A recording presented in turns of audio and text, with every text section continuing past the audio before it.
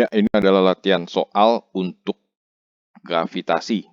Ya, berbagai masalah gravitasi kita akan coba bahas ya.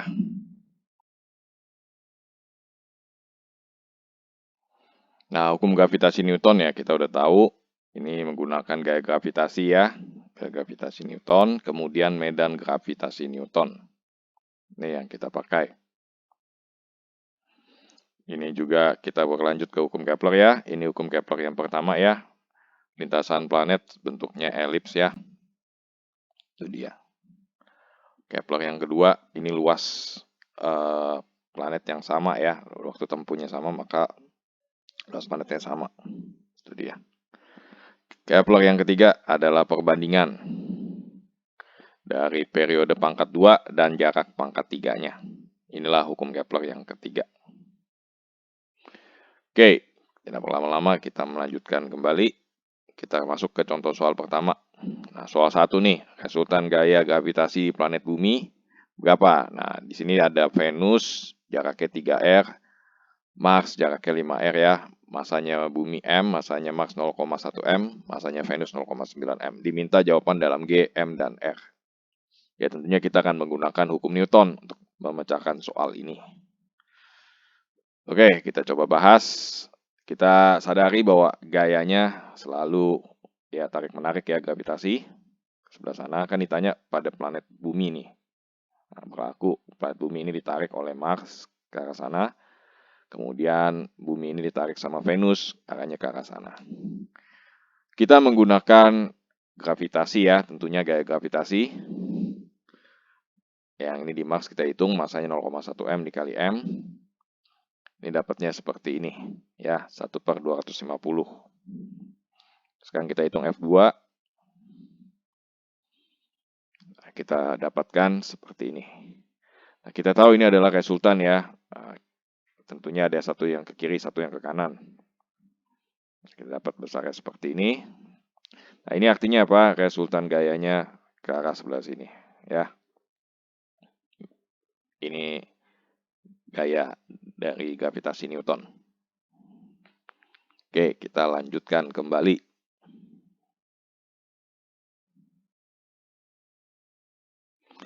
Soal 2. Nah, ini bumi sama bulan. Jarak bumi dan bulan 384.000 km. Masa bumi 6 kali 10 pangkat 24 kilo. Masa bulan 7 kali 10 pangkat 22 kg. Konstanta gravitasi 6,67 kali 10 pangkat 11. Hitung gaya gravitasi yang bekerja pada bulan oleh bumi. Ya, ini soalnya sederhana sekali. Oke, kita lanjutkan kembali. Nah, ini bahasan soalnya. Kita tahu bahwa gaya gravitasi sifatnya tarik-menarik ya. Nah, inilah gaya gravitasi yang bekerja pada bulan. Tinggal masukin aja masa bulan dan masa bumi ya, dimasukin ya. Jaraknya jangan lupa. Nah, jaraknya ini kita harus konversi dalam satuan meter. Itu dia. Tinggal hitung saja, kita akan dapatkan besarnya gaya adalah 1,89 kali 10 pangkat 20 Newton. Inilah besar gaya yang membuat bulan ini ada di lintasan yang mengitari bumi. Oke, kita bisa melanjutkan. Soal 3. Nah, kita tahu ini adalah lubang hitam ya, Sagittarius A. Radiusnya adalah 12 kali 10 pangkat 6 km. Ya, kemudian masanya segini ya 8 kali 10 pangkat 36 kg. Konstanta gravitasinya seperti ini. 7 kali 10 pangkat min 11 Newton meter kuadrat kali kilogram kuadrat ya. Hitung medan gravitasi di permukaan lubang hitam ini. Nah, kita akan menghitung.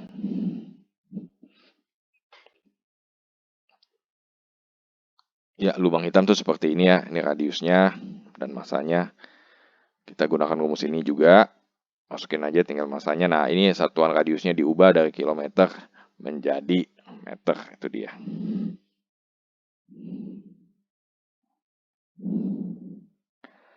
Oke, kita bagi aja. Nah, ini hasilnya dapat 3,81 kali 10 pangkat 7. Sekitar 30 jutaan ya. Gravitasinya sangat besar sekali.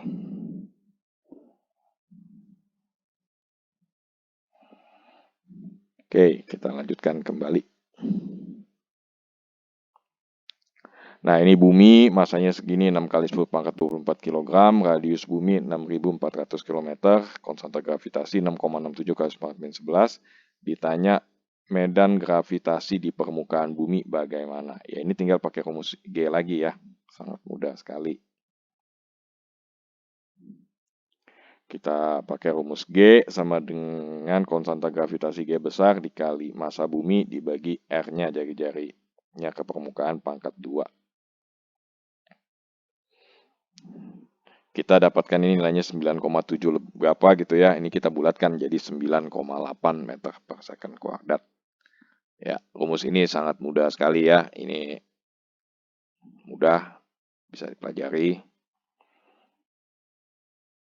Oke, kita bisa melanjutkan soal berikutnya. Soal kelima ini adalah soal satelit. Satelit ini punya di ketinggian 1,8 R. Perhatikan 1,8 R, R-nya ini adalah radius bumi. Jika percepatan gravitasi bumi 9,8, nah percepatan gravitasi di satelit itu berapa? Nah, soal ini bisa kita pecahkan dengan perbandingan, membandingkan medan gravitasi di permukaan bumi dan medan gravitasi di ketinggian. Ini dia. Nah, kita harus tahu perumusan medan gravitasi itu selalu jarak dari pusat bumi, bukan dari ketinggian. Nah, jarak dari pusat buminya ketinggiannya 1,8 R. Nah, jaraknya tentunya R ditambah 1,8 R, jadi 2,8 R. Nah, ini kita bandingkan. Yang R plus H itu adalah R2 ya. R plus H itu R2. Ya, ini coret aja G-nya. M-nya juga coret. Kita dapatkan perbandingannya seperti ini. Tinggal masukin aja. G di permukaan 9,8. G di ketinggian H kita cari ya. Ini kita sederhanakan, kita kuadratkan 2,8 jadi 7,84. Nah, 9,8 bagi 7,84, kita dapatkan G di ketinggian H itu adalah 1,25 meter per second kuadrat. Ini cocok sekali memang kalau orang yang ada di luar angkasa akan mengalami gravitasi yang sangat minim. Ya, hingga seolah-olah kayak dia melayang gitu. Sebenarnya dia akan mengalami gravitasi yang sangat minim. Oke, kita lanjutkan lagi soal berikutnya.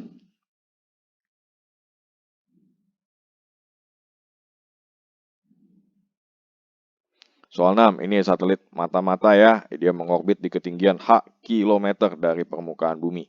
Jika gravitasi di posisi satelit ini ternyata adalah 2,45 meter per second kuadrat ya, hitunglah ketinggian H. Nah, percepatan gravitasi di permukaan bumi standar 9,8. Oke, ini soalnya kita coba pecahkan. Menggunakan rumus yang sama juga ya, kita gunakan perbandingan.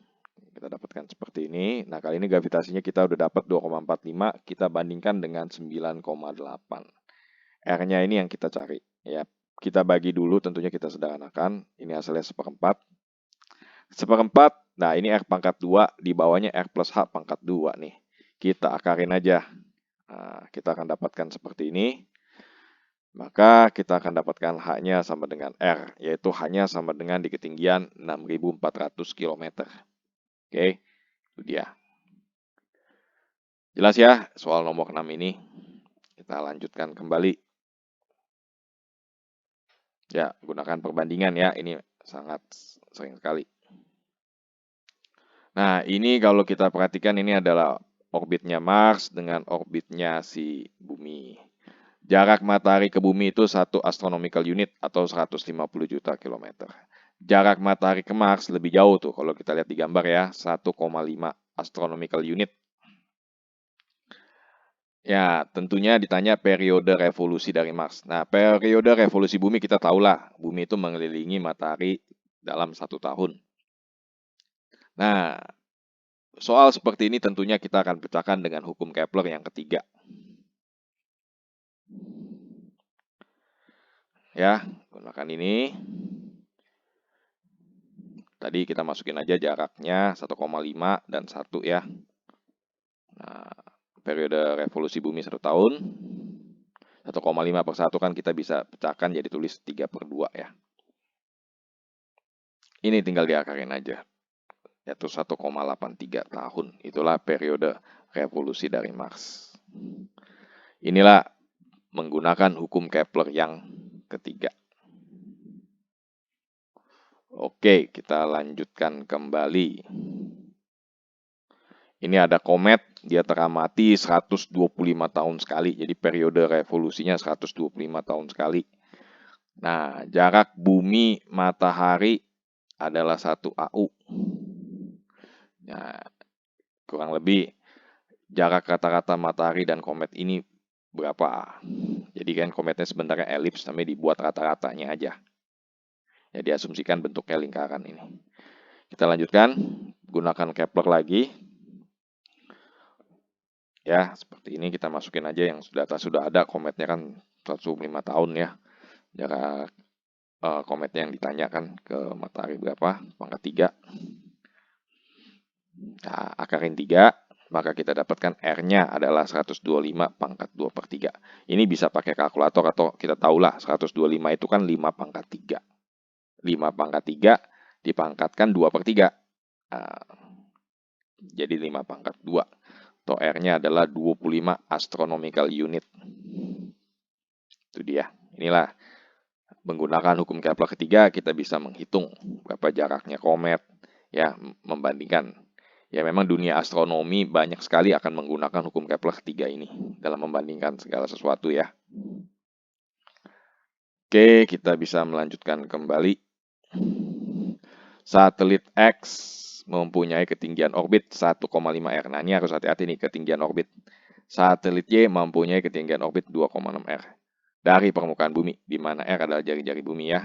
Hitung perbandingan periode X banding periode Y. Soalnya mudah. Yang kita harus perhatikan ini adalah ketinggian, bukan jarak. Nah, kita bandingkan. Nah, ini harus hati-hati nih. Ketinggian itu berarti apa? Kita mesti jumlahkan sama jari-jari bumi ya, jadi 2,5 R.